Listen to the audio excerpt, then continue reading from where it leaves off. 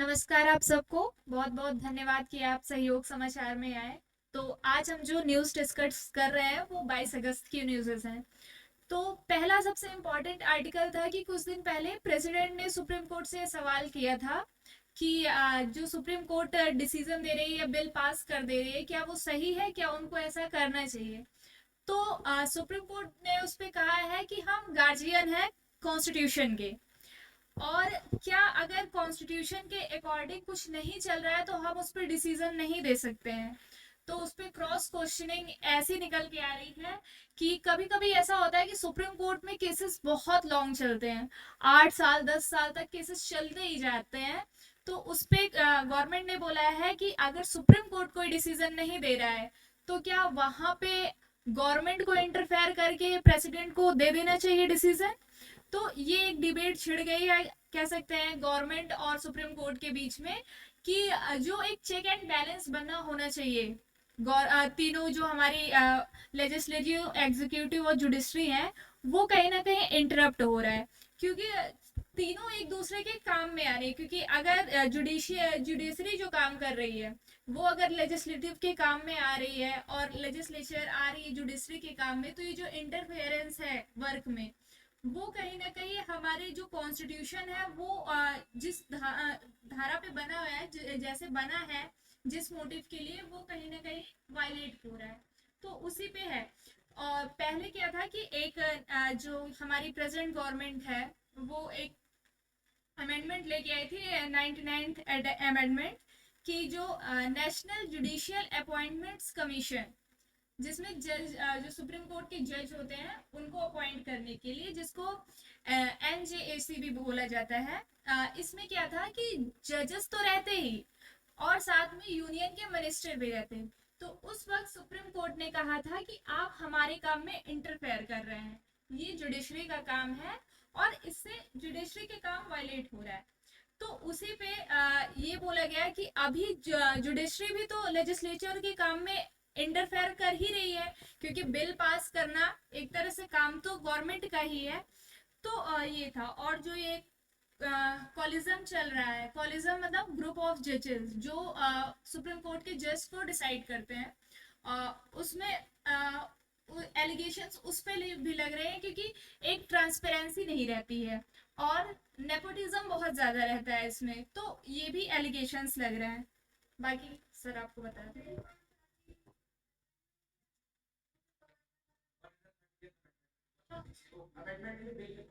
हम्म। हाँ, अभी वो बिल है, बिल पहले आता है, उसके बाद वो अमेंडमेंट एक्ट बन जाता है। तो जैसे हमारे देश में बिल बहुत सारे हैं, करीब 200, काफी सारे, उसका कोई गिनती नहीं, लेकिन अमेंडमेंट अभी तक 103 या 104 ही हो चुके हैं जो एक्ट बन चुकी है। तो मैम ने जैसा बताया, काफी दिनों से हम लोग जानते हैं कि सुप्रीम कोर्ट और गवर्नमेंट के बीच तनातनी चल रही है विचारों को लेके और उन काफी सारे पावर्स डिस्ट्रीब्यूशन को लेके। तो सुप्रीम कोर्ट ने इस आर्टिकल में एक और चीज किया है कि उन्होंने जवाब दिया है कि अभी काफी सारे एक्टिविस्ट लोग भी बोल रहे हैं कि जो आप ये कार्य कर रहे हैं लॉ बनाने का, आप जुडिशरी से होके पार्लियामेंट का काम कर रहे हैं लॉ बनाने का। तो सुप्रीम कोर्ट ने कहा है कि आप ये काम कर ही नहीं रहे हैं, इसी इसी कारणवश हमें ये काम करना पड़ रहा है। तो अगर जो आप अपने कार्य को अच्छे से करेंगे तो हमारी कोई आवश्यकता ही नहीं होगी इसमें। उनका कहना यही है। और दूसरी बात कि हमारे पास जो भी लोग आएंगे अपने फंडामेंटल राइट्स को लेके, अगर जो हमारे पास वो आएंगे फंडामेंटल राइट्स को लेके, तो उनको हमें फंडामेंटल राइट्स प्रदान करना ही सबसे बड़ी हमारी, मतलब उनकी रिस्पॉन्सिबिलिटी है सुप्रीम कोर्ट की। सुप्रीम कोर्ट को संविधान का गार्जियन कहा जाता है, ये ध्यान में रखिएगा टर्म। उनको और एक और चीज कहा जाता है, top most interpreter of constitution. अगर जो संविधान को कभी भी कहीं से भी किसी जो कॉम्प्लेक्स वर्ड है या कोई टर्म है उसको डिफाइन करना हो या इंटरप्रेट करना हो तो वो सुप्रीम कोर्ट ही के द्वारा किया जाएगा, क्योंकि उन्हें गार्जियन माना गया और वो उस लीगैलिटी और टेक्निकलिटी को अच्छे तरीके से समझाते हैं। और वही बात रही राष्ट्रपति की, तो राष्ट्रपति भी गार्जियन कहे जाते हैं, लेकिन उनसे एक कदम या एक पावर ऊंचा गया तो सुप्रीम कोर्ट के पास है कि उस संविधान को इंटरप्रेट किस तरह से करेंगे वही बताएंगे। हर बार कभी कभी ऐसी काफी सारी एक्ट्स आती हैं जो समझ नहीं आती है, तो उसको सुप्रीम कोर्ट के द्वारा सही से बताया जाता है कि इसका ये क्या अर्थ निकल के आ रहा है। तो वही बेसिकली उनके द्वारा कहा गया कि फंडामेंटल राइट्स का हनन हो रहा था। और फंडामेंटल राइट्स का किस प्रकार से हनन हो रहा था, क्यों? क्योंकि हमारी जो सरकार है स्टेट की, उन्होंने चूज करके भेजा था चीफ मिनिस्टर और कैबिनेट मिनिस्टर को, और वो सब मिलके एक बिल पास कर रहे हैं और गवर्नर रोक रहे हैं उसको। और ऐसा नहीं कि 4 साल तक रोक रहे हैं, सबसे इंपॉर्टेंट यहाँ तक बात है, एक कहीं स्टेट की भी गवर्नमेंट 5 साल तक 5 साल की होती है हमारे इंडिया के डेमोक्रेसी में, कहीं भी हो, और 4 साल तक आप किसी बिल को रोक दे रहे हैं, तो कहाँ तक ये वो गवर्नमेंट काम कर भी पाएगी या नहीं। फिर तो कोई मतलब ही नहीं बनता कि वो गवर्नमेंट है भी या नहीं, काम ही नहीं कर पा रही है, और पूरी तरीके से पावर गवर्नर के पास चला जा रहा है। इतने सारे प्रोसेस के बाद पहले वो बिल पास कर रहे हैं और गवर्नर के पास जाके 4 साल तक अटक रहा है। तो सुप्रीम कोर्ट ने सीधा कहा कि आप बिल रोक रहे हैं, सही है, उसका सही रीजनेबल रीजन दीजिए जो मानने लायक हो, और नहीं तो आप जो इतने समय तक रोक रहे हैं वो उस पे आप थोड़ा काम करें। ये साल दर साल आप बढ़ाते जा रहे हैं समय को रोकने का, उस पर काम करें। इसलिए उन्होंने अपना जवाब दिया, क्योंकि अभी तक काफी दिनों से आपस में आर्ग्यूमेंट चल रहे थे, लेकिन अब सुप्रीम कोर्ट का जवाब आ गया। सीजेआई अपने एक भाषण में काफी सारा नए नए बात कहे, आप उनको जाके थ्रोली रिसर्च कर लीजिएगा। तो चीजें यही है कि सुप्रीम कोर्ट के चीफ जस्टिस ने कहा है कि आप अपना काम अगर जो अच्छे से करें तो सुप्रीम कोर्ट को उसको इंटरफेयर ना करना पड़े, लेकिन अगर जो हमें कहीं भी ऐसा दिखेगा कि कोई इनजस्टिस हो रही है, किसी प्रकार का डेमोक्रेसी से खिलवाड़ हो रहा है, तो हम वहाँ पे हमारा ओवर रीच होगा, ओवर रीच नहीं कर सकते, हम वहाँ पे आके अपना काम करेंगे जो हमें कार्य जिसे हेतु हमें है। हम्म। हम्म। जी जी। ये जैसा कि अदोतेश ने एक सवाल पूछा हमसे कि गार्जियन है हमारी सुप्रीम कोर्ट, लेकिन गार्जियन होते के साथ आप एक रिस्पॉन्सिबिलिटी होता है कि आप गार्जियन होने का दायित्व निभाएं, और मतलब जो कार्य अलग अलग, मतलब जैसे हमारा 3 स्तंभ है, 4 स्तंभ है, उसमें जुडिशरी का काम है कि जस्टिस प्रोवाइड करना, पार्लियामेंट का काम है लॉ बनाना। तो वो करके जुडिशरी आजकल लॉ बनाने लगी है। तो इसमें उनका सवाल ये है कि ये कार्य जो उनके द्वारा किया जा रहा है क्या सही है या गलत। तो इसको अगर जो हम अपने सही से देखें एक तरह से, तो उनका यही कहना है कि जो ये हम काम कर रहे हैं, आप क्योंकि सक्षम नहीं हैं, आप इस पे ध्यान नहीं दे रहे, इसलिए हमें मजबूरी में करना पड़ रहा है। क्योंकि सुप्रीम कोर्ट हाथ पे हाथ धरी नहीं रह सकती, सुप्रीम कोर्ट एपेक्स कोर्ट है भारत की, और सबसे अगर जो जस्टिस का दायरा देखे तो जस्टिस का दायरा कोई लिमिटेड नहीं है। वो उसका एक तरह से डिफिनेशन अभी भी काफी सारे पॉलिटिकल एक्टिविज्म और साइंटिस्ट जो है अभी भी दे ही रहे हैं। जुड़ी किसी कोई जस्टिस को किस तरह डिफाइन करता है, तो जस्टिस का अलग अलग डिफिनेशन है, वो एक ब्रॉड टॉपिक है, उसमें पूरा देश आता है, हर एक लॉज आते हैं। तो हाँ, वो बात सही है, पार्लियामेंट कानून बनाएगी, लेकिन पार्लियामेंट का प्रोसेस बहुत लेंदी है, हम ये जान रहे हैं हमारी, इसलिए हमारे देश को कहा जाता है स्लो डेमोक्रेसी। और अगर जो इसको इमेज को एक देखे तो हाथी से लेके रिलेट किया जाता है कि हमारी देश एक तरह से ऐसी डेमोक्रेसी है जो हाथी है, मतलब चीजें होती है बहुत अच्छी लेकिन धीरे धीरे होती है। तो उसमें एक तरह से फास्ट और कह सकते हैं फ्लेक्सिबल चीजों को लाने के लिए सुप्रीम कोर्ट के द्वारा हस्तक्षेप किया जाता है। मैम आप कुछ कहें। और आर्टिकल 142 या 43 में कंप्लीट जस्टिस का जो काम दिया गया है सुप्रीम कोर्ट को, वो ये जो बिल वो पास कर रहे हैं एक तरह से उससे जस्टिफाई कर रहे हैं, क्योंकि इतने टाइम तक किसी बिल को रोक के रखना फिर उस सरकार के काम के लिए आप बाधा बन रहे हैं। तो उसपे बोला गया है कि हम कंप्लीट जस्टिस दे रहे हैं। दूसरा कि मैम ने जो बात किया एनजेएसी, शायद काफी लोगों को पता होगा आप लोग को एनजेएसी क्या है, नेशनल जुडिशियल अपॉइंटमेंट कमीशन। इसमें बेसिकली यही है कि मतलब सरकार काफी समय पहले ये पॉलिसी लाई, उसमें सरकार ने ये कहा कि आप जो जज अपॉइंट कर रहे हैं वो सरकार के जो लॉ मिनिस्टर हैं उनके द्वारा, और सरकार के और भी मिनिस्टर्स रहेंगे और चीफ जस्टिस भी एक रहेंगे, लेकिन सुप्रीम कोर्ट के द्वारा इसे नल एंड वाइड करार दिया गया, क्योंकि ये कॉन्स्टिट्यूशनल नहीं है, उनका ऐसा कहना है।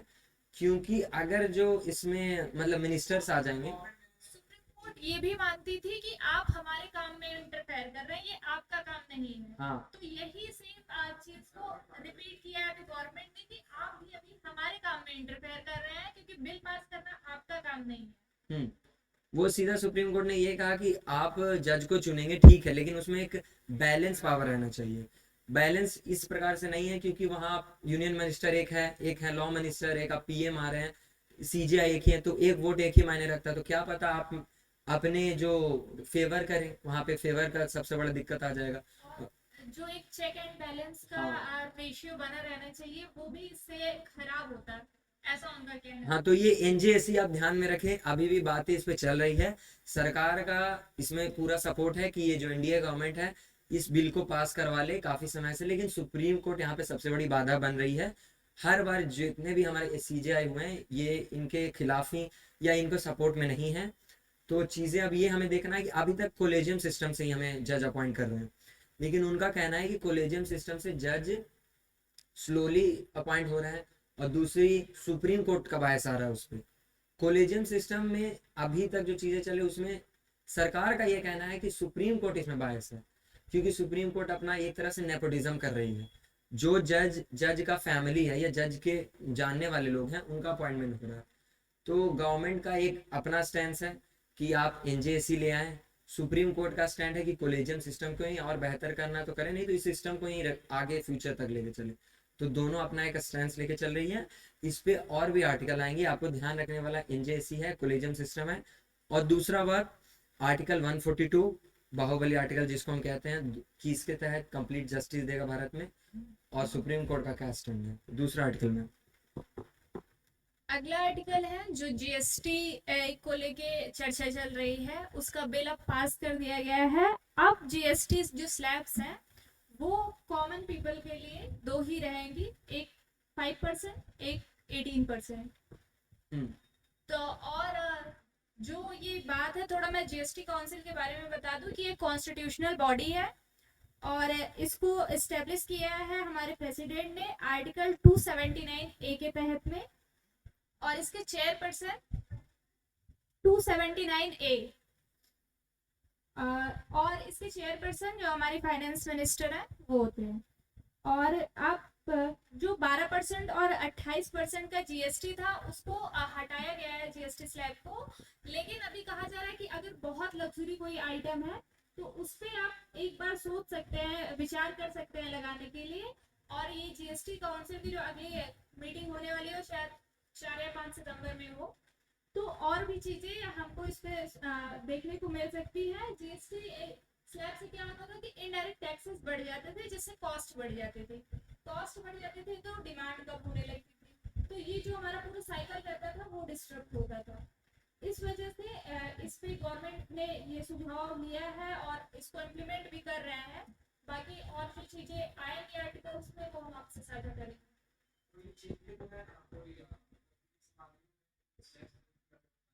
हाँ हाँ, जैसे मैम ने बताया कि जो 28% की स्लैब थी उसको हटा के 12% पे कर लाया गया। 18% की स्लैब 28% की हटा दी गई है। तो ये मैम स्लैब अभी हटा, इस पे एक सवाल उठेगा कि स्लैब अभी क्यों हट रहा है। मतलब जीएसटी जो इतना बड़ा अभी कुछ दिन पहले काफी नया आया है हमारे देश के लिए, ऐसे तो ये जीएसटी वर्ल्ड में काफी सारे कंट्रियों पहले अप्लाई कर चुके हैं। तो जीएसटी में इतनी बड़ी चेंजेस अभी क्यों आई, इस पे एक सवाल हमारे उठना चाहिए। तो इसका चेंज आने का ऐसा कल ही लगाई जा रही है, एक आर्टिकल था कल परसों के न्यूज़पेपर में, हिंदू में ही, कि जो ये स्लैब में चेंजेस आई उसका कारण सबसे बड़ा यूएस का टैरिफ है। कि जो डोनाल्ड ट्रम्प के द्वारा भी टैरिफ्स लगाई जा रही है उससे हमारे देश में जो मैन्युफैक्चरर्स हैं जो एक्सपोर्टिंग पे ज़्यादा निर्भर करते थे उनको पहले तो बहुत बड़ा लॉस सहना पड़ रहा है।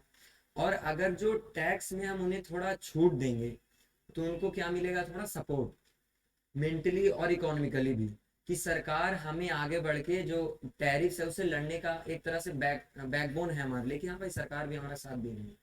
तो सरकार इतना बड़ा चेंज इसलिए लाई है क्योंकि टैरिफ से हमें जो हमारे देश के जो मैन्युफैक्चरर हैं या इंडस्ट्रीज हैं उनको सपोर्ट मिले, और यहाँ के लोकल जो मार्केट ऑपरेटर्स हैं उनको सपोर्ट मिले।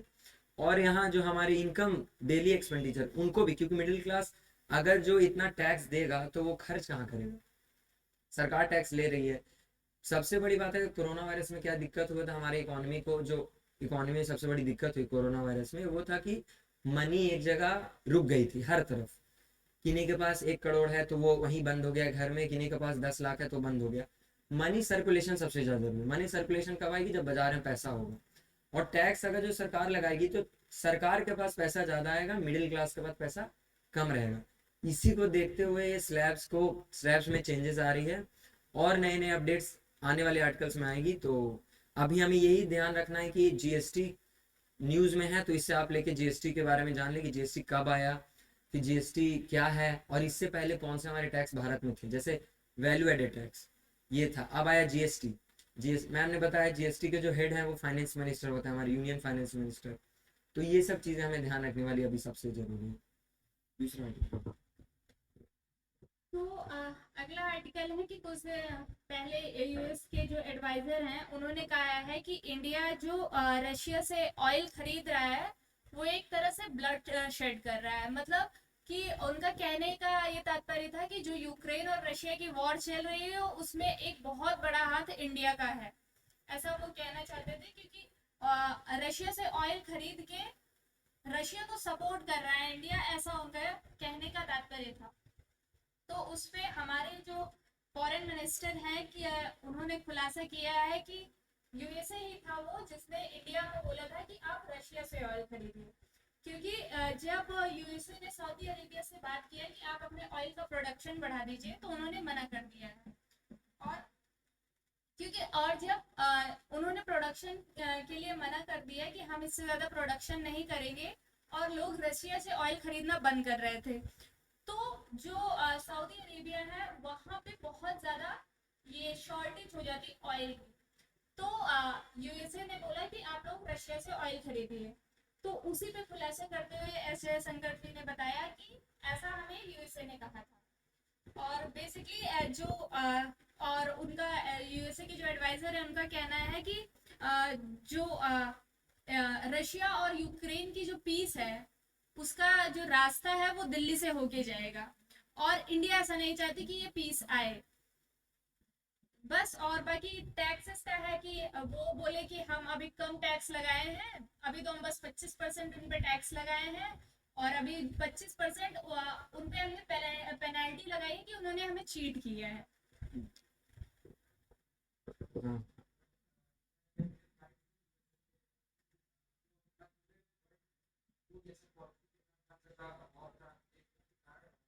हम्म। हम्म।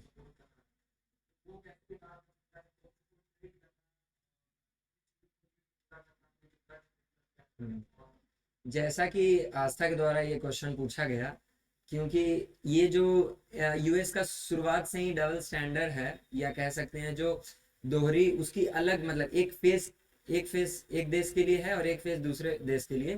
तो जियो पॉलिटिक्स में यही सबसे बड़ा उसका रीजन है कि अभी के समय पे डोनाल्ड ट्रंप तो जब से राष्ट्रपति बने हैं उनका स्टैंड हर एक देश के लिए अलग हो रहा है। एक और आर्टिकल आया था जो आप सवाल आपने किया उससे ही मिलता जुलता आर्टिकल है, कि चाइना के जो अभी एक मिनिस्टर हैं, फॉरेन मिनिस्टर, इंडिया के एम्बेसडर, जो चाइना से इंडिया के एम्बेसडर हैं अभी प्रेजेंट में, उन्होंने कहा silence will only embolden the बुली।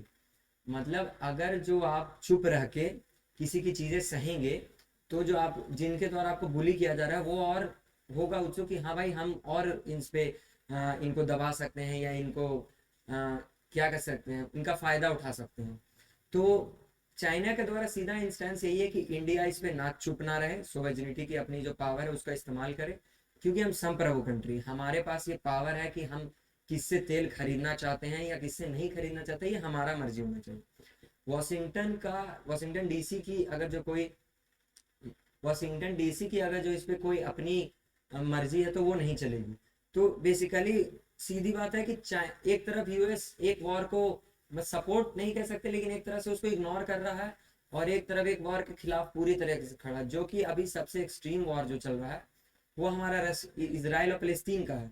और एक तरफ जो हमारा यूक्रेन और रशिया का वॉर है वो काफी मीडिएट करके चल रहा है, लेकिन उस पर उनका ज्यादा ध्यान है। वो एक तरीके से उसको अपने फायदे के तौर पे देख रहे हैं कि India is supporting the blood said in Ukraine. अगर जो इसको यही हम उल्टा कर दे कि US is supporting blood said in Israel या फलस्तीन, तो क्या ये गलत होगा या सही होगा, ये आप पे निर्भर करता है, आप सोच के बताइए। तो चीजें यही है कि किन्हीं देश के लिए किन स्टैंड यही, चाइना को टैरिफ्स लगा रहे हैं लेकिन फिर माफ कर दिया जा रहा है उनका टैरिफ्स, इंडिया पे टैरिफ बोल के और बढ़ा दिया जा रहा है। तो एक तरह से हमारे पे वर्ल्ड प्रेशर डाला जा रहा है यूएस के द्वारा कि रशिया से आप तेल खरीदना, किसी प्रकार का ट्रेड को कम करें और यूएस से ट्रेड करें, हमारे प्रॉफिट को करें। तो आज के लिए इतना आर्टिकल ही, काफ़ी इंपॉर्टेंट आर्टिकल्स इतने ही थे।